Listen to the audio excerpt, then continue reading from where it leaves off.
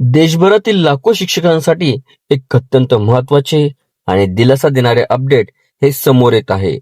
जसं की आपल्याला माहितीच आहे की माननीय सर्वोच्च न्यायालयाने गेल्या वर्षाच्या शेवटी शिक्षक पात्रता परीक्षा म्हणजेच टीईटी सक्तीची असल्याचा ऐतिहासिक निर्णय दिला होता. या निर्णयानुसार टीईटी परीक्षा न दिलेल्या शिक्षकांना 2 वर्षाच्या आत परीक्षा उत्तीर्ण होण्याचे आदेशही देण्यात आलेले होते. तसंच दिलेल्या मुदतीमध्ये टीईटी उत्तीर्ण न झाल्यास सक्तीची सेवानिवृत्ती लागू होणार असल्याचं सुद्धा स्पष्ट करण्यात आले. मात्र आता या टीईटी सक्तीच्या निर्णयामध्ये एक मोठा ट्विस्ट समोर आला आहे.